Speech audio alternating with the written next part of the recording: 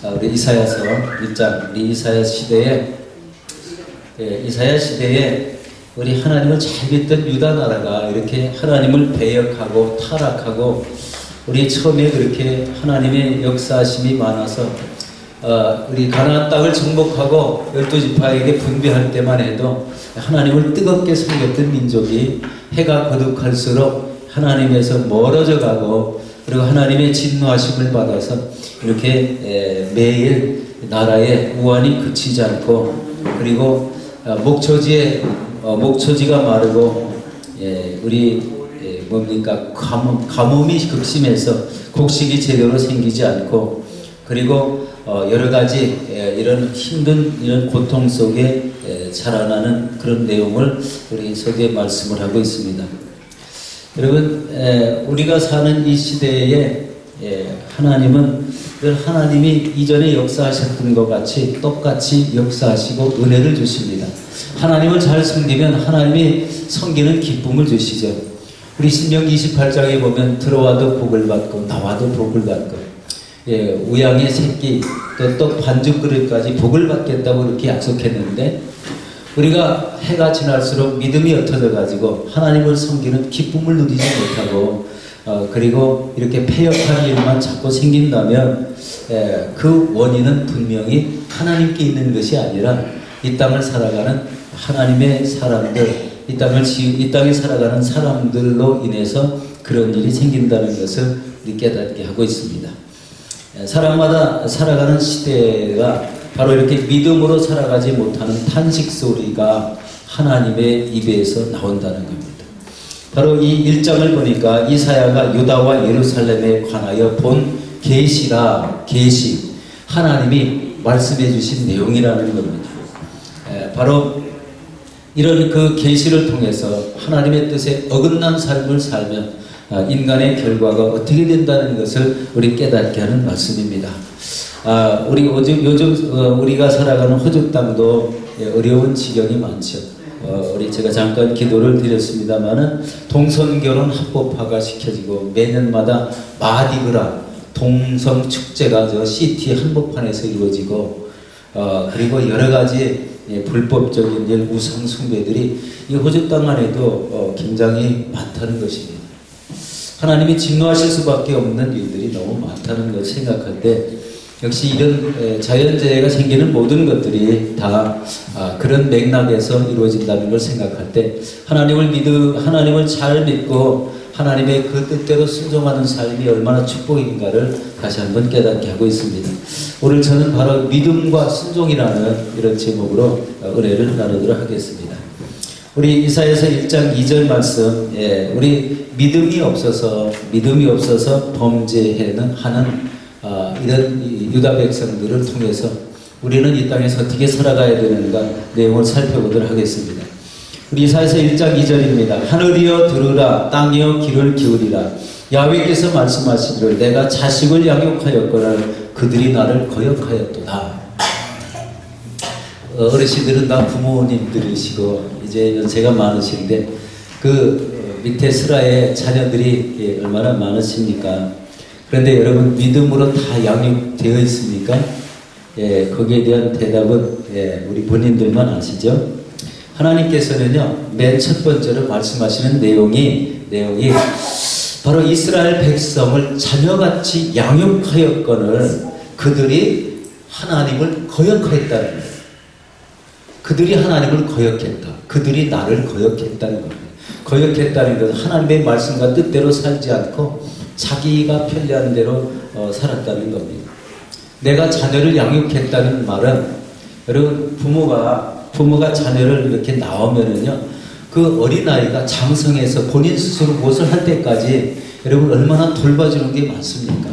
어릴 때 그 진자리 마른 자리 갈아내시고, 우리 학교 다닐 때는 좋은 옷 입히고, 등에 가방 매서 우리 좋은 신발 신기고 학교를 보내지 않습니까? 좋은 학교 보내려고 또 애를 쓰고, 그리고 우리 장성할 때마다 필요한 걸 공급해 주시고, 그리고 보호해 주시고 인도하셨는데, 또 풍족하게 살도록 은혜를 더하셨는데 이 자녀들이 패역했다는 거예요. 전 굉장히 안타깝고 가까운 일이 아닐 수가 없습니다. 부모가 자녀를 양육했는데 그들이 나를 거역했다. 바로 이 장성한 우리 성년이 되어서 모든 민족에 뛰어나는 적이 있었습니다. 이스라엘 백성들이 잘 되는 때가 있었죠. 바로 다윗 시대와 솔로몬 시대까지는 아주 잘 됐습니다. 세상에서 그렇게 믿음 좋은 왕이 없었고, 그리고 나가서 전쟁하는 것마다 하나님이 다 이기게 하셔서 주변 나라들이 전부 다 조공을 바치고, 그리고 그들이 우리 다윗이 통치하는 나라를 부러워하는 이런 그때가 있었습니다. 그런데 솔로몬 시대가 딱 지나자마자 분열 왕국이 생겼죠. 남북이 나라가 둘 쪽으로 갈라지고, 그리고 북쪽에서는 끊임없이 금송아지 우상을 섬기는 그런 역사들이 일어났습니다. 이 하나님을 거역하는 삶이 얼마나 무서운가를 우리 잘 체험합니다. 이 거역했다는 말은 이런 뜻입니다. 거역하다는 말은 달아나다, 도망치다, 이런 뜻입니다. 하나님의 말씀대로 살라고 우리 당부했는데 말씀대로 살아나지 않고 말씀에서 달아나는 삶을 산다는 거죠. 그리고 하나님을 순종하는 데서 거역하고 이런 불순종하는 이런 삶을 사는 것을 말합니다. 하나님은 이스라엘이란 자녀를 낳고 아브라함을 통해서 이 아브라함의 자손들이 바로 이스라엘이라는 거대한 나라를 만들었지 않습니까? 이런 아브라함을 통해서 이스라엘이라는 자녀를 낳고 장성할 때까지 양육한 부모인데, 이스라엘의 부모인 하나님을 배반하고 거역했다. 하나님이 굉장히 진노하셔서 이 탄식하며 말씀하시는 그런 내용입니다. 그럼 우리가 사는 이 시대는 어떨까요? 우리가 사는 이 시대에도 물론 하나님의 자녀들은 우리 잘 부모님을 섬기는데, 하나님을 잘 믿지 않는 사람들은, 하나님을 믿지 않는 사람들은 그렇지 않는 사람도 너무 많다는 걸 봅니다. 한국에 보면은 부모를 버리고 가고, 미국에서 제주도로 여행을 왔는데 자기들만 비행기를 타고 가고, 부모는 공항에 남겨놓고 가고, 또 우리 서울에서나 우리 한국에서도 부모님을 전부 다 양로원에 보내놓고 자기들은 자기들끼리 희희낙낙 살고 부모님을 찾아오지도 않고, 그런 모습은 하나님의 뜻과는 굉장히 어긋난 그런 모습이 아니겠습니까? 이런 것은요, 자신의 그 잘되는 것, 물질만 추구하고 지위가 높아지고 권세를 갖는 이런 것에 더 집착하는 삶을 잘 살려고 노력하고 있습니다. 하나님 안에서 더 복되게 살려고 하는 그런 마음이 아니라 세상적으로 잘 살려고 하는 이런 마음을 가졌다는 겁니다. 이 말씀은 바로 이 3절 4절에서 하나님은 이렇게 말합니다. 소는 그 인자를 알고 나귀는 그 주인의 구유를 알건만은 이스라엘은 알지 못하고 나의 백성은 깨닫지 못하는도다. 슬프다. 범죄한 나라여, 허물진 백성이여, 행악한 종자여, 행위가 부패한 자식이로다. 그들이 야훼를 버리며 이스라엘의 거룩하신 이를 만홀히 여겨 멀리하고 물러갔도다. 이 만홀히 여긴다는 것은 업신여기다는 뜻입니다. 하나님을 업신여긴다는 뜻입니다. 여러분, 짐승, 소, 우리 나귀 이렇게 얘기해요. 소는 그 임자를 알고 나귀는 주인의 구유를 안다. 저희 집도 우리 딸내미가 강아지를 2마리를 갖다 놨는데 자기 직장에 다니느라고 강아지 밥도 못 먹여놓고 하여튼 강아지가 어떻게 크는지 잘 모릅니다. 그런데 제가 아침에 나갈 때마다 밥 주고 저녁에 들어가면 밥 주고, 그러니까 제일 먼저 반기는 게 다른 사람은 아니고 저를 제일 먼저 반기는 것을 보게 되죠. 제 아내와 같이 퇴근해서 집에 들어가서 딱 문을 열면요, 아내한테는 딱 피하고 나한테 깡줄 띄워가지고 왜냐면 짐승은요, 밥 주는 사람이 제일입니다. 그리고 이제 몸에 더러운 걸 묻으면 막 샤워장에 들어가서 씻기고 그러니까요. 역시 손이 가고 밥 먹이는 사람이 최고입니다. 그 사람이 주인이지 않습니까? 딸은 가끔 늦게 퇴근하고 돌아가지고 우리 안아주고 막 그러니까 좋아하긴 하는데, 밥 먹을 때 되면 꼭 저를 찾는데 제가 없잖아요. 아침에 나가서 저녁에 들어가니까.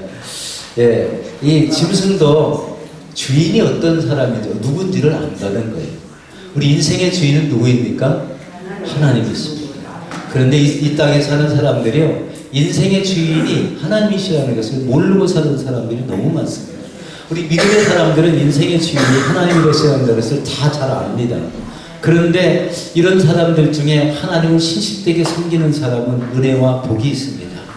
우리 매일매일 하나님을 찾고 그리고 고통스럽고 그리고 어려운 환경 속에서도 하나님의 이름을 부르며 살아가는 사람은 언젠가는 그 삶이 하나님이 축복해 주셔서 이 잘되는 삶으로 변화되는 것을 꼭 보게 됩니다. 여러분, 이렇게 내 인생의 주인이 누구라는 것을 깨닫고 사는 것이 참된 복인 것을 믿으시기 바랍니다. 여러분, 이렇게 하나님이 베푸신 은혜대로 살아야 되는데 그 은혜를 모르고 산다는 겁니다. 여러분, 창세기에 나오는 아브라함은 우리 믿음의 조상이지 않습니까? 그런데 아브라함의 믿음의 조상인 아브라함은 믿음을 잘 지켰을까요? 물론 잘 지켰을 겁니다. 그런데 이렇게 얼핏 보면은 조금 관습에 맞는 것 같지만 하나님 뜻에 어긋난 일도 했습니다. 아브라함 시대는요, 결혼해서 자녀가 생기지 않으면은요, 그 종을 통해서 자녀를 낳아 자기 자식으로 기르는 그런 풍습이 있었습니다. 아브라함이 바로 그런 케이스죠. 아브라함에게 하갈이라는 여인, 자녀가 낳지 못하니까 하갈이라는 여인을 들여보내서 자식을 낳는데 그 이름이 이스마엘입니다. 그런데 이것이 하나님의 뜻에 좀 맞지 않았습니다. 세상 풍속에는 맞을지 몰라도 하나님의 뜻에 맞지 않았습니다. 그래서 하나님이 약간 씁쓸한 표정으로 우리 창세기 17장 1절에 아브라함에게 이런 말씀을 합니다. 나는 전능하신 하나님이라 너는 내 앞에 행하여 완전하라. 는 이런 말씀을 줍니다. 네가 행한 일이 지금 완전하지 못하다는 그런 말씀이죠. 결국 어떻게 됐습니까? 아기를 못 낳는다고 하던 사라에게 아기가 있어서 그 몸에서 태어난 이삭이 이제 아브라함의 그 후손으로 이어져 내려옵니다. 하나님이 계획하신 바가 있었는데 인간은 그 뜻을 잘 못 깨달아 가지고 그런 이스마엘이라는 자녀를 낳아서 지금 중동에 분쟁이 일어나고 있는 모든 사람들의 바로 이 이스라엘과 대적하는 모든 사람들이 이스마엘의 후손들이 아니겠습니까? 하나님의 뜻대로 살지 못했을 때는 이런 일이 생겨나는 것을 보게 됩니다. 행위가 완전하지 못해서 하나님을 거역하는 그런 말씀을 보게 되죠. 여러분, 하나님을 믿는 우리들은요, 하나님께 모든 것을 의지하고 물으며 살아야 됩니다. 물으며 산다는 것은 기도하라는 이야기입니다. 하나님, 제 앞길이 이런 게 막혔습니다. 이런 것을 열어주세요. 이런 기도를 하셔야 됩니다. 물론 어른들 다 이게 잘 하실 줄로 믿습니다. 우리 하나님의 말씀에 어긋난 일들에 대해서는 양보도 하지 말고 타협도 하지 말아야 됩니다. 이게 믿음을 지키는 것입니다. 그런데 자칫 잘못하면은 하나님의 말씀에 어긋난 일들을 많이 하죠. 어떤 시골에 사는 아저씨, 연세 많은 드신 아저씨가요, 너무 몸이 아파가지고 병원에 갔습니다. 병원에 가니까 의사 선생님이 진찰을 하는데요, 진찰을 하고 나더니 아이고 이렇게 아프도록 왜 병원은 안 나왔습니까? 라고 하니까 이 아저씨가 그냥 좀 지나면 나을 것 같아서 못 나왔지 이렇게 얘기했습니다. 그러면서 약을 지어가면서 앞으로 이렇게 아프시면은 큰일 납니다. 우리 병원에 빨리 오셔서 약을 먹고 주사를 맞고 이렇게 낫습니다 하고 약을 이렇게 조제해 줍니다. 약을 조제해서 이 아저씨한테 드리면서 이 약을 드실 때는 꼭 주의해야 될 것이 있습니다. 지금 아저씨는 목을 젖히면은 금방 죽을 수 있는 환경이 있습니다. 잘못되면은 죽습니다. 그러니까 약을 먹더라도 고개를 젖히지 말고 꼭 이렇게 입에서 우물우물 넘기든지 그렇게 해야 됩니다. 라고 이렇게 꼭 주의를 해서 보냈습니다. 그런데 이 아저씨가 어떻게 했을까요? 집에 가서 그날 저녁에 돌아가셨습니다. 약을 먹다가 뒤로 고개를 젖히는 바람에. 이게 얼마나, 그러니까 하나님의 말씀이 그렇게 잘 지켰으면 되는데, 하나님 말씀 지키는 같이 잘 지켰으면 되는데, 그 습관 때문에 그냥 약 먹는 습관이 고개를 이렇게 젖혀고 먹는 습관 때문에 의사가 당부한 그 이야기를 말씀을 지키지 않아가지고 금방 죽었다는 이야기입니다. 여러분, 아저씨는 대답할 때 알았습니다. 꼭 지키겠습니다 하고 갔어도 지키지 못하는 것이 인간의 습성입니다. 신신당부에서도 그것을 깜빡 잃어버리는 게 사람들의 습성이죠. 여러분, 세상은 악하더라도 우리의 믿음은 변치 말아야 됩니다. 그리고 말씀에 순종할 때 하나님이 기뻐하시며 영광을 돌리는 이런 귀한 삶을 사시기를 예수 이름으로 축원합니다. 두 번째는요, 패역한 결과는 그러면 어떻게 될까요? 결과. 그러니까 이렇게 패역한 자식이라고 하나님이 이렇게 말씀하시는데 그 결과를 한번 살펴보겠습니다. 여러분, 자식이 잘못하면 부모가 벌을 주고 매를 들어서 좀 때리기도 하죠. 옛날에는 그렇죠. 지금은 때리기만 하면 또 큰일 나죠. 때리면은 학교 가서 이렇게 검사해 가지고 매 맞은 자국이 있으면 경찰을 부른다고 합니다. 그 경찰을 부르면요 굉장히 복잡합니다. 우리 일터에 있는 사람이 불려가야 되고 그 진술서를 써야 되고 앞으로 이런 일은 다시 안 하겠다고 다짐도 해야 되고 그런 어려운 일이 있죠.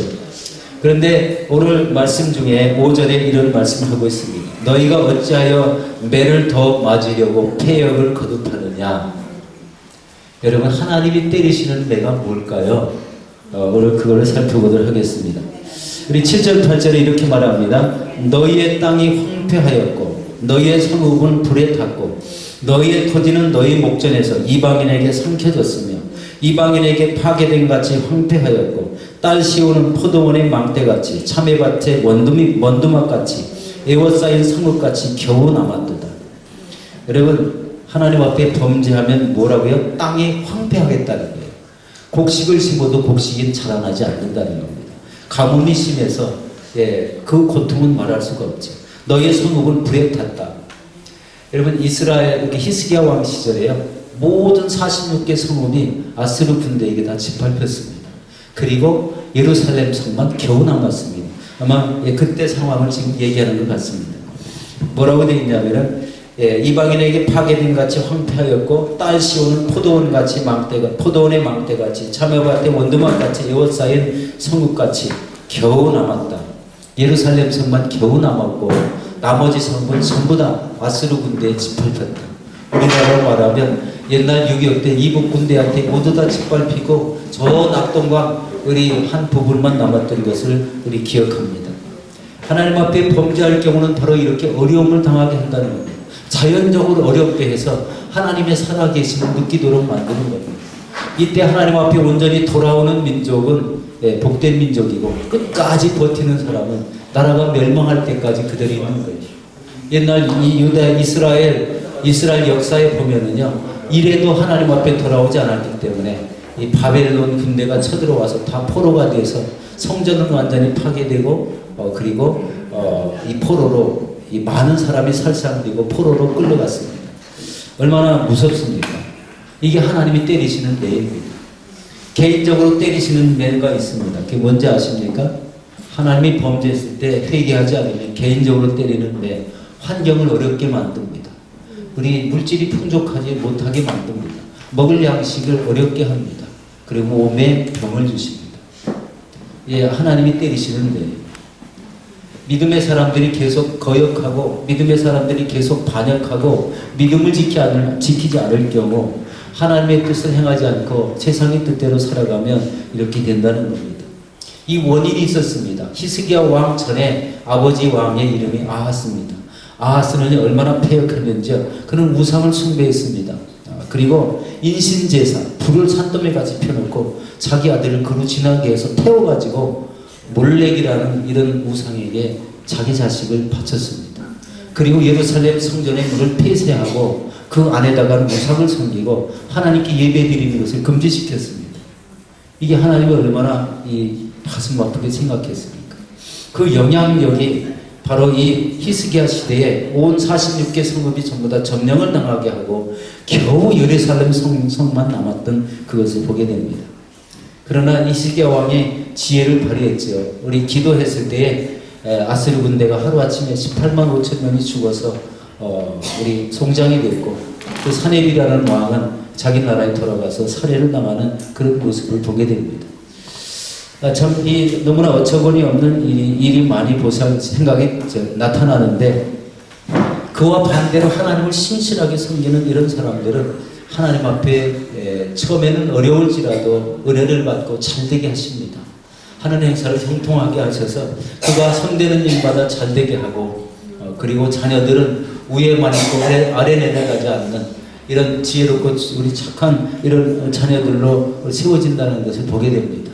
그래서 하나님 앞에 매를 받는다는 것, 하나님 앞에 복을 받는다는 것은 전부 다 믿음에 따라 달렸습니다.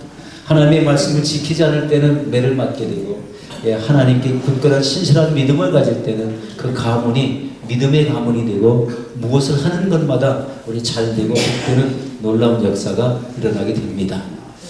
호주에 자꾸 산불이 겹치고 매년마다 끊이지 않는 것, 저는 예사로 생각하지 않습니다. 하나님이 은혜를 주시기로 작정했으면 절대로 이런 일이 일어날 수가 없습니다. 우리 오래전에는요, 제가 이민 온 지가 한 33년 됐습니다. 그때는 밤에 비 오고 낮에는 화창한 이런 날들이 많았습니다. 들에 들판이 흐르고 날씨가 너무 좋고, 더워도 그늘 속에만 들어가면 시원한 날씨들이 계속됐죠. 그런데 이런 자연재해 때문에 오늘 아침에도 매연이 까닥해가지고 매캐한 냄새가 나지 않습니까? 이런 것도 우리가 꼭 기도를 해야 되고, 우리가 믿음을 돌이켜서 우리 하나님 앞에 우리 회개를 하는 이런 삶을 살 때 바로 우리의 신앙이 다시 회복되고 하나님이 복 주시는 땅으로 변화될 줄로 믿습니다. 여러분, 이런 말씀을 통해서 회개할 줄 알아야 됩니다. 내 자신이 어떤 삶을 살아야 되는가. 오늘 제가 읽지는 않았지만 우리 18절에 이렇게 말씀하고 있습니다. 1장 18절에 야훼께서 말씀하여 이르시되 오라 우리가 서로 변론하자. 너희의 죄가 주홍 같을지라도 눈과 같이 희어질 것이요 진홍같이 붉을지라도 양털같이 희게 되리라. 하나님은 죄 지은 사람들이 회개할 때 하나님은 온전한 믿음을 주시고 다시 하나님 안에 하나님의 은혜 가운데 살 수 있는 복을 허락하신다는 것을 깨달을 수가 있습니다. 여러분, 우리의 삶에 이 형편이 어려워진다면 늘 하나님 앞에 기도하며 주님의 뜻이 무엇인가를 우리 깨닫고 우리 하나님 앞에 우리 적극적으로 우리 하나님의 뜻에 따라 산다면 우리의 삶에도 풍족한 은혜가 넘쳐나게 될 줄로 믿습니다. 그 다음에 마지막으로 제가 이제 정리를 하고 마치겠는데요. 19절에 이렇게 말씀합니다. 너희가 즐겨 순종하면 땅의 아름다운 소산은 먹을 것이요 너희가 거절하여 배반하면 칼에 삼켜지리라. 야훼의 입의 말씀이니라. 우리 1장 19절 20절 말씀입니다. 이 말씀은 순종하라는 말씀입니다. 하나님 뜻에 순종하며 살면 이 땅의 아름다운 소산물이 다 너희 것이라는 겁니다. 이 하나님의 은혜죠. 비가 풍족하고 그리고 시절을 따라 아름다운 햇빛을 주시고 바람도 주셔가지고 풍성한 은혜와 결실을 맺게 한다는 것입니다. 제가 지난 한 2주 전에 서울에 있는 우리 나도 순복음교회라고요. 우리 교회에 있다가 한국에 가서 교회를 개척하고, 그리고 이 개척한 동네가 이제 굉장히 그 재래시장 안에 있었는데 6,400세대, 400세대 새로운 그런 아파트 건축하는 지역에 교회를 세워가지고 헌당 예배 드리는데 잠깐 다녀왔습니다. 참 이 복이라는 게요. 여러분, 재래시장 안에 3층 건물에서 예배 드리는데 언젠가 제가 말씀드렸을 겁니다. 3층 건물인데요. 아주 낡은 건물입니다. 화장실이 옛날 재래식 화장실 있잖아요. 그런 거고요. 2층에는 장로교가 있고 3층에는 순복음교가 있어요.